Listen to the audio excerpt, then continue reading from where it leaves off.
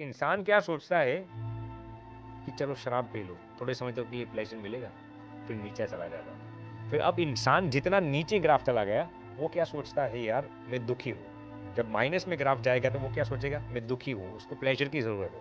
वो सोचेगा चलो और भी शराब पी लो, और भी पोर्नोग्राफी देख लो, और भी मैस्टरबेशन कर लो। तो उस दुख में से बाहर निकलने के लिए, क्योंकि ग्राफ तो -100 तक चला गया था, इंसान को ये मालूम नहीं कि उसका एडिक्शन ही उसको -100 तक ले गया है।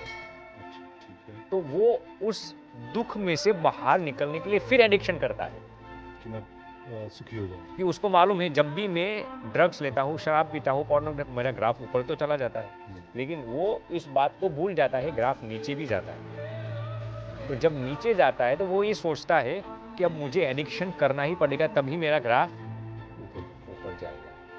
तो इस साइकिल को वो तोड़ नहीं सकता और एडिक्शन ही उसके दुख का कारण बन जाता है। समझ रहे मेरी बात? तो अब क्या करना है, देखिए कोई भी एडिक्शन को तोड़ना है ना, तो कई साइकोलॉजिस्ट 2 तरीके बताते हैं। पहला, आप धीरे धीरे उसको छोड़ो। मान लीजिए किसी को सिंपल एडिक्शन है चाय पीने का, तो वो सोचेगा पहले मैं 5 चाय पीता हूँ, अब मैं क्या करूँगा, 2 करूँगा, 1 करूँगा, फिर छोड़ दूंगा। मैं हर दिन, मान लीजिए कोई इंसान शराब की 4 बॉटल्स लेता है, मैं 2 करूँगा, 1 करूँगा, फिर छोड़ दूंगा। इंसान मान लीजिए दिन में 2 बार पोर्नोग्राफी देखता है, वो कहेगा अब 1 बार करूँगा, फिर धीरे धीरे बंद करूँगा। इंसान हफ्ते में 5 बार हस्त मैथुन करता है, वो सोचेगा अब 2 बार करूँगा, 1 बार करूँगा, फिर छोड़ दूंगा। सिगरेट दिन की 5-6 ले रहा है, वो सोच रहा है अब 2 करूँगा, 1 करूँगा। एक पहला ऑप्शन ये गया। दूसरा ऑप्शन क्या है, एक साथ आप उस एडिक्शन को तोड़ दो। अब वही मैं कहना चाहता हूँ, न्यूरोलॉजिकल रिसर्च ये कहता है कि जब तक इंसान ये सोचता है कि मैं धीरे धीरे उस एडिक्शन को तोड़ डालूंगा, उसकी डोपामिन की साइकिल है ना, वो कभी टूटती नहीं। मान लीजिए कि अब इसने सिगरेट 5 में से 2 कर दी, फिर भी डोपामिन तो स्पाइक होगा। जितना स्पाइक हुआ उतना नीचे तो जाएगा, जितना नीचे जाएगा उसको दुख की अनुभूति होगी, वो कहेगा अरे फिर और थोड़ा ले लूँ, तो डोपामिन ऊपर चले गए। तो न्यूरोलॉजिकल रिसर्च ये कहता है कि जितने भी लोग इस दुनिया में इस तरीके से एडिक्शन को तोड़ना चाहते हैं ना, मैं धीरे धीरे उस एडिक्शन को तोड़ डाले, वो कभी भी सफल नहीं। रिसर्च ये कहता है यदि आपको किसी भी एडिक्शन को छोड़ना है, एक साथ ही आपको डोपामिन की साइकिल तोड़नी पड़ेगी। अब आप कहेंगे क्रेविंग्स बढ़ जाते हैं। पहले तो इंसान 5 सिगरेट पीता था, पहले तो इंसान दिन में 2 बार पोर्नोग्राफी देखता था, हफ्ते में 5 बार मैस्टरबेशन करता था, तब तक तो उसको सुख की अनुभूति होती थी। अब एक साथ छोड़ दी, अब कैसे सुख की अनुभूति होगी? तो न्यूरोलॉजिकल रिसर्च ये कहता है इनिशियली आपकी क्रेविंग्स बढ़ जाएगी। क्या? जब आप छोड़ेंगे तो आपकी तलब, जिसको हिंदी में हम क्या कहते हैं, तलब। अरे यार कई दिनों से सिगरेट नहीं ली, कई दिनों से शराब नहीं पिया, थोड़ा तो पीना पड़ेगा। कई दिनों से हस्त मैथुन नहीं, थोड़ा तो करना पड़ेगा। कई दिनों से सिगरेट नहीं ली, थोड़ी तो लेनी पड़ेगी। तो इनिशियली छोड़ने के बाद आपकी तलब और भी बढ़ जाती है।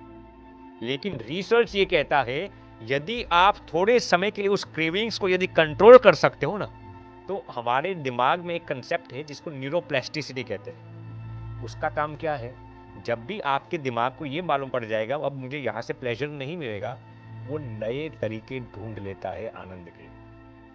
आनंद की, जैसे कि आपको यहाँ पर आपकी ये जो वेन है उसमें ब्लॉकेज हो गया, तो आपके ब्लड वेसल्स क्या करेंगे, आपका खून क्या करेगा, आपका ब्लड क्या करेगा, वो नए वेन्स में से ब्लड को बहाना शुरू कर देगा। एक वेन ब्लॉक हो गई, इसका अर्थ ये नहीं कि आपको हार्ट अटैक सीधे आ जाएगा, वो नए तरीके ढूंढेगा। समझ रहे मेरी बात को? वैसे ही न्यूरोप्लास्टिसिटी का कंसेप्ट ये कहता है जब आप प्लेजर के गलत तरीकों को जब बंद कर देंगे ना, तब आपका ब्रेन आनंद के बिना कभी नहीं जी सकता। हमारा सबकॉन्शियस माइंड कभी भी आनंद के बिना एक पल भी जी नहीं सकता। हम दोनों अभी फिलहाल बातें करते हैं, यदि मुझे और आपको प्लेजर नहीं मिलता ना, हैप्पीनेस की फीलिंग नहीं आता, हम जी ही नहीं सकते। तो हमारा ब्रेन का ये उसूल है, वो प्लेजर और हैप्पीनेस के बिना नहीं जी सकता। तो जैसे ही आपने एडिक्शंस बंद कर दिए, मतलब कैसे प्लेजर्स के नए जेन्युइन बोनाफाइड तरीका ढूंढेगा। मान लीजिए किसी को शराब पीने का एडिक्शन है, अब शराब तो उसने हफ्ते से बंद कर दिया, महीने से बंद कर दिया, 5 महीने से बंद, वो क्या करेगा? या तो आपको रीडिंग की हॉबी डेवलप कराएगा, नए लोगों को मिलवा कर हैप्पीनेस की हॉबी डेवलप करवाएगा, या फिर कुछ नया तरीका, कुछ बिजनेस करने से कुछ ऐसे तरीके ढूंढेगा जिसको आपको हैप्पीनेस की फीलिंग हो। हमारा दिमाग हैप्पीनेस के बिना जी नहीं सकता। लेकिन हमारी कमजोरी क्या होती है, हम जैसे ही एडिक्शन को छोड़ते हैं ना, थोड़े दिनों के बाद हम सोचते हैं यार मैं इसके बिना नहीं जी पाऊंगा क्या, तो फिर हम वही उस एडिक्शन के ट्रैप में फिर से फंस जाते हैं। लेकिन सबकॉन्शियस माइंड हमारा इतना पावरफुल है, यदि थोड़े दिन के लिए ही यदि आपने उस साइकिल को तोड़ डाली, नए तरीके अपने आप से ढूंढ लेगा। मान लीजिए फॉर एग्जाम्पल आप सिगरेट लेते हो, नहीं बिल्कुल नहीं लेते, तो जो इंसान सिगरेट लेता है वो क्या सोचेगा, अरे यार सिगरेट लेता हूँ तभी आनंद मिलता है। आपको बिना सिगरेट भी आनंद मिल जाता है, क्योंकि आपके ब्रेन के जो न्यूरॉन्स थे ना, उन्होंने आनंद के नए तरीके ढूंढ रखे हैं। समझ रहे मेरी बात? मान लीजिए कि हम तो कभी पोर्नोग्राफी देखते नहीं, हमने कहा ही कुछ काम वासना के विषय में हमने कभी सोचा भी नहीं। तो जिन लोगों को काम वासना से सुख मिलता है, जिन लोगों को सेक्सुअल प्लेजर से सुख मिलता है, जिन लोगों को पोर्नोग्राफी या हस्त मैथुन से सुख भ्रम होता होगा, हम तो कभी वो सब चीज़ें करते नहीं, फिर भी हमें आनंद की अनुभूति क्यों होती है? क्योंकि हमारे ब्रेन ने आनंद के नए तरीके ढूंढ लिए।